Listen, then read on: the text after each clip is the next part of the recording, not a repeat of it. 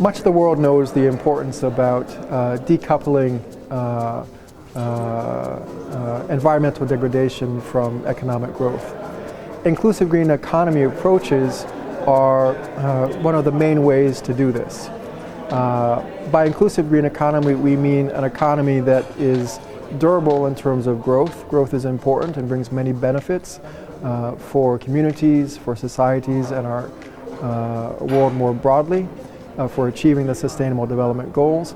But at the same time, we know that traditional models of growth have, in some cases permanently, and many others to an extreme degree, devastated our biodiversity, our environment, our natural resources, and the ecosystem services that not only communities and we as a society depend on, but even the same patterns of growth depend on to be durable. So inclusive green economy approaches are designed to provide better incentives, a whole range of market and fiscal incentives to help shift the way that public and private funds are invested in economic activities, whether they be mining, agricultural, infrastructure projects, at the national level as well as sectoral level, shifting them in ways that reduce the environmental impact. So we're shifting from more brown types of production to greener types of economic activities, while at the same time not losing sight of the people, the communities who might be affected by this transition. So we're looking at a just transition over a period of many years. It's a long-time approach. Inclusive green economy approaches also involve looking at the trade-offs between investing in one type of, say, energy supply, say a traditional fossil fuel, as opposed to a greener alternative like renewable energies, wind, solar, and so on. Because traditional economic sectors like the fossil fuel industry employ lots of people, it's very important to look at how a transition away from such traditional polluting types of environmental growth affect people, affect workers, not only the people who are harmed by environmental degradation. So in this way, inclusive green economy approaches are designed to advance not only cleaner, more resource efficient, less polluting, low emission types of economic growth.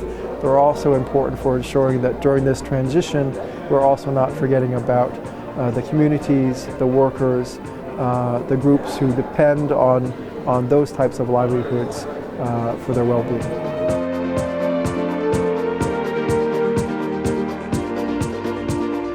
So when we talk about inclusive green economy, there's a direct link between the types of shifts and incentives for different types of economic activities and the potential improvements on biodiversity and ecosystem services. So currently we know that our oceans, our forests, our drylands and wetlands, which provide us with essential ecosystem services, our food, our water, our medicine, our energy, despite our best collective efforts, current economic and growth models are degrading these resources, they're polluting these resources. In the past 40 years, for example, we have lost on average, or the size of our animal populations on average have been reduced by 60% because of human activity. So this is just one example of the type of impact that traditional economic activities have been having on biodiversity. And by extension, through inclusive green economy activities, we're looking at cleaner types of, more sustainable types of production and consumption, which will by definition lessen the impact on biodiversity, whether it's on wildlife species or on ecosystem services around watersheds, forests, fisheries, and so on.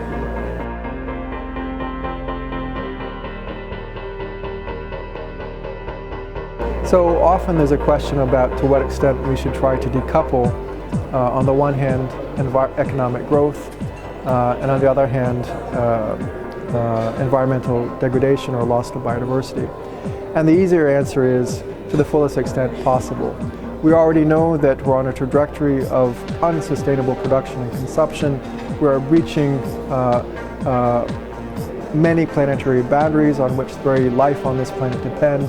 So the question is not to what extent should we decouple environmental growth from environmental degradation. The question is how can we do this faster, how can we do this more efficiently, and how can we do this in a way that ensures a just transition for all people and communities throughout, from now going forward for the next 10, 20 years.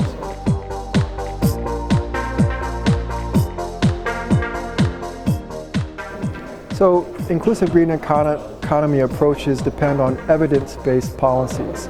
In order to address the trade-offs between investing in a certain agricultural policy or a certain mining policy or a certain environmental rehabilitation policy, the best evidence, the best information possible is needed. And for this, science is essential.